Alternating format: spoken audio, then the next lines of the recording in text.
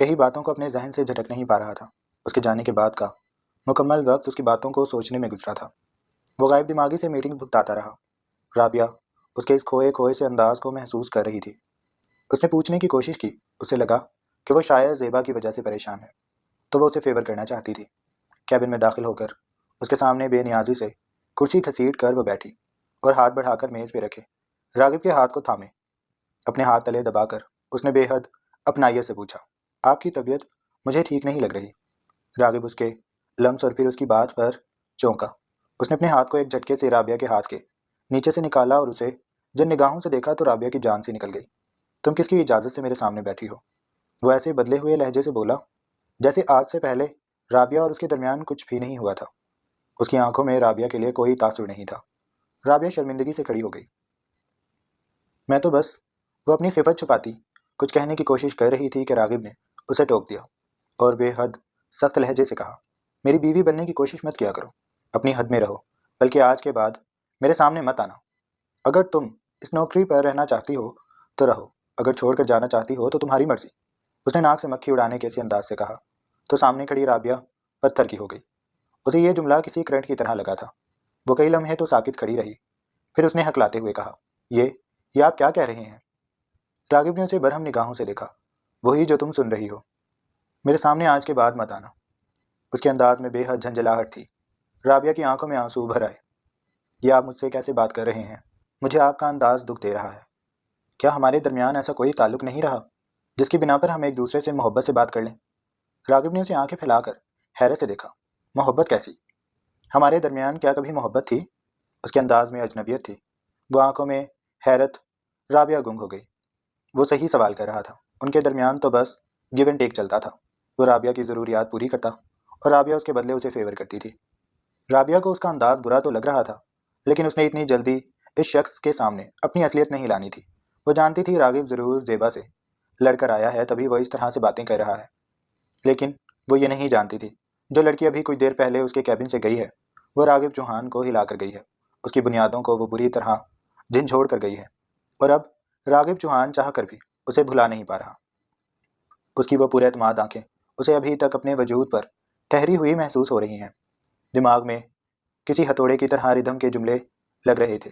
وہ کتنی پورے اعتمادی سے کہہ کر گئی تھی کہ اگلی ملاقات راغب کی طرف سے ہوگی، وہ گاڑی بھی روکے گا اور اسے اپنی پسند کی جگہ پر بھی لے کر جائے گا، اور بات بھی وہی شروع کرے گا۔ راغب کے سر میں شدید درد ہو رہا تھا اور رابعہ یہاں سے جانے کا نام نہیں لے رہی تھی۔ وہ کچھ کہنے لگی کہ راغب نے پوری قوت سے میز پر ہاتھ مارا اور سختی سے اس کی جانب دیکھتے ہوئے وہ تقریباً چلایا تھا، میں نے کہا میرے سامنے سے چلی جاؤ اور آج کے بعد میرے سامنے مت آنا۔ اس کے یوں بولنے اور چلانے پہ رابعہ کانپ سی گئی۔ وہ تیزی سے کیبن سے نکل گئی تھی۔ اس کے بعد راغب نے نہ ہی کوئی کام کیا، کوئی کال وصول بھی نہیں کی، اور نہ ہی کسی کام کو ہاتھ لگایا۔ وہ اپنی شرٹ کے اوپر کے بٹن کھول کر سگریٹ پھونکتا رہا۔ دھوئیں کے مرگولوں میں بھی وہ لڑکی دکھائی دیتی رہی تھی۔ باہر شہر پہ رات گہری ہو گئی تھی۔ اندر ہر طرف وہ سارے سٹاف کے جانے کے بعد بھی کیبن میں بیٹھا رہا۔ واچ مین نے آ کر دستک دی تو اس کے خیالوں کا سلسلہ ٹوٹا تھا۔ اس کے پاس زیبا کی کال آئی ہوئی تھی۔ صاحب جی، آپ میڈم کی کال نہیں اٹھا رہے؟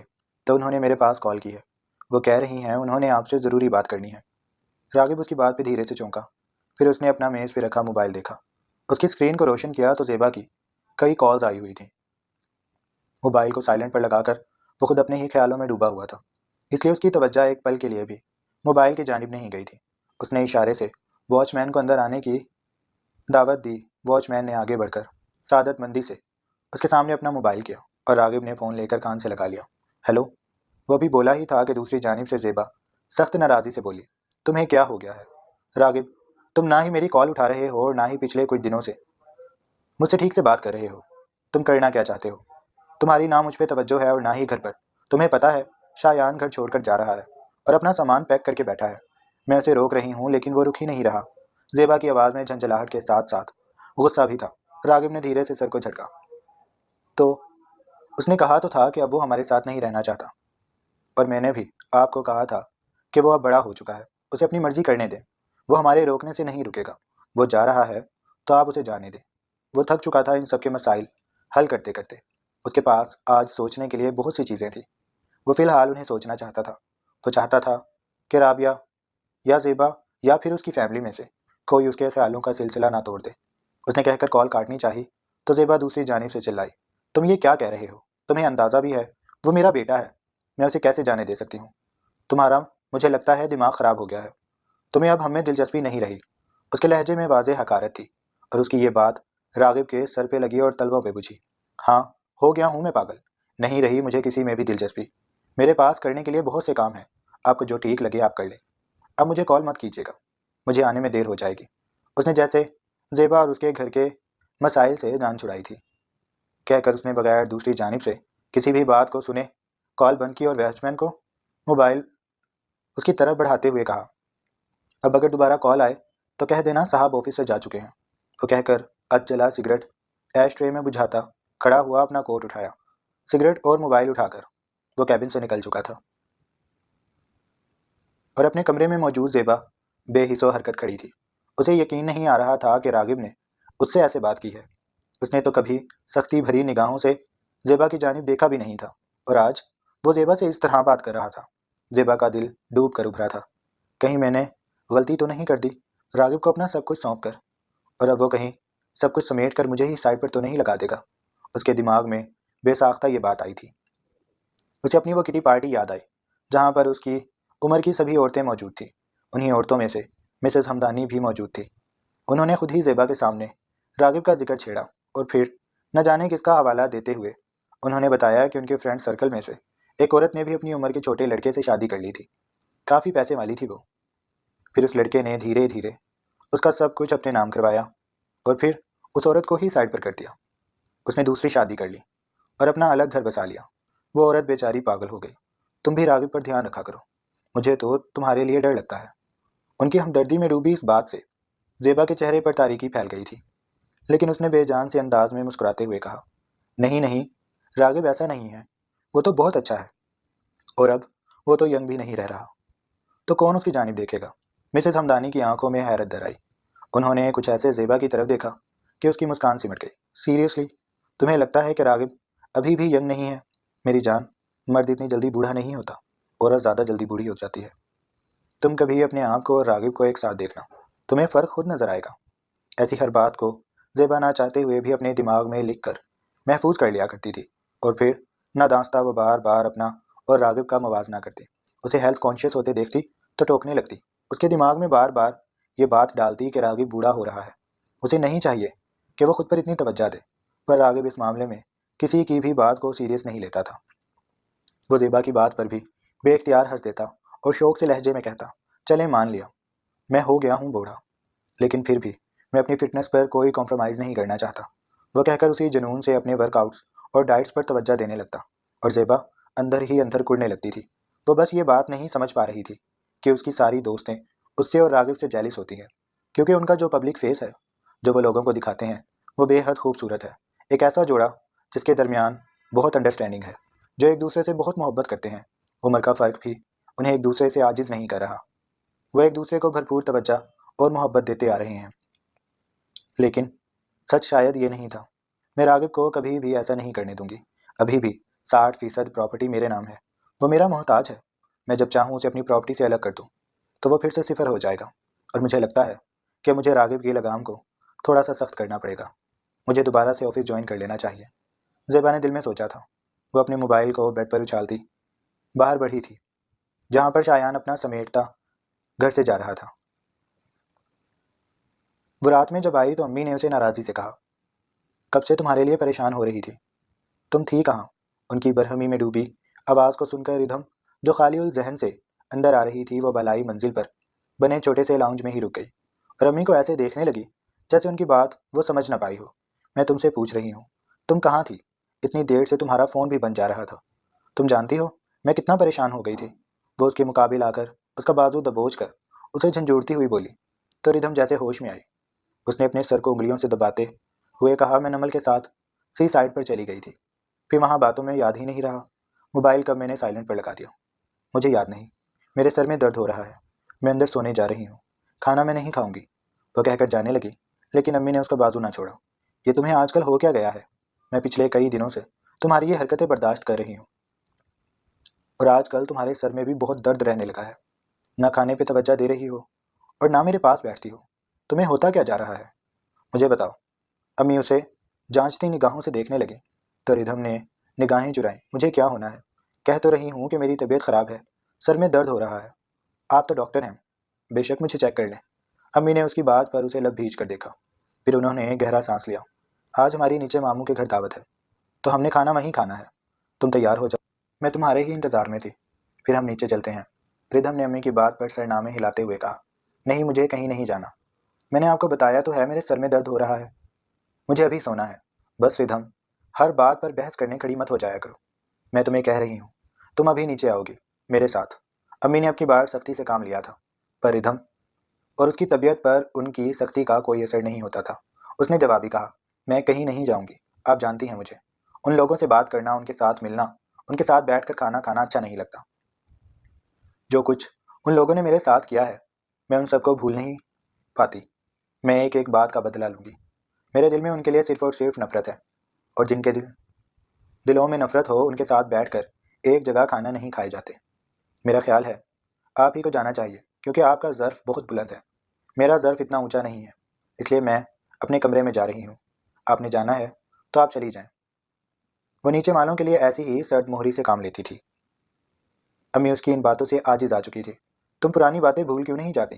گڑے مردے مت اکھاڑا کرو، انسانوں ہی سے غلطیاں ہوتی ہیں۔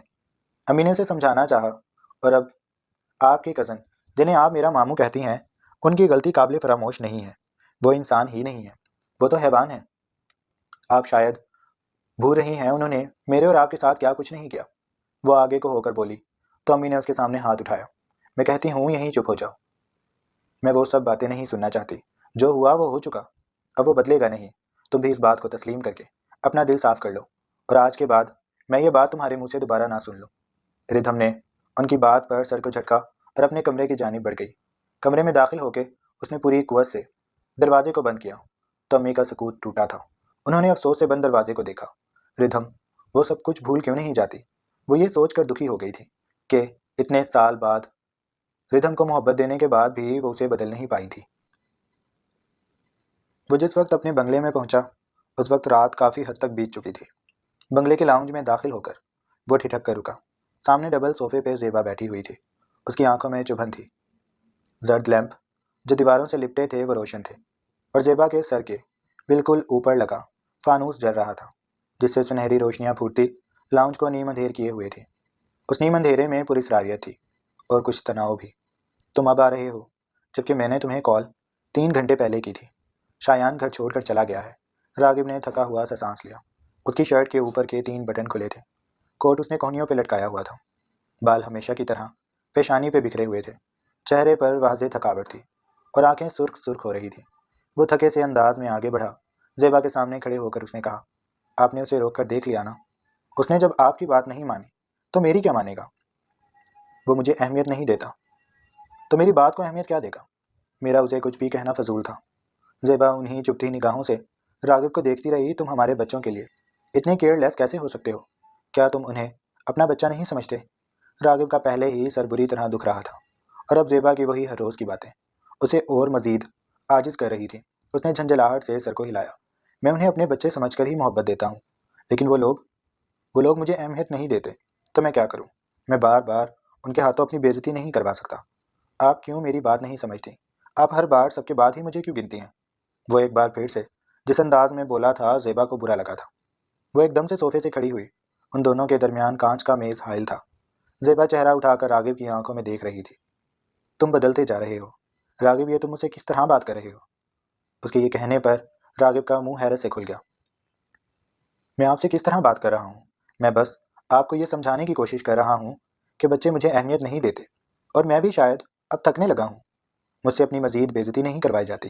زیبا دیکھیں، میں بہت تھکا ہوا ہوں، مجھے ابھی سونا ہے، میں کھانا نہیں کھا رہا، آپ نے کھانا ہے تو کھا لیں۔ اس نے جیسے یہ کہہ کر بات ختم کی تھی وہ سیڑھیوں کی جانب بڑھنے لگا کہ زیبا کی آواز نے اس کے پیروں کو پتھر کر دیا تھا۔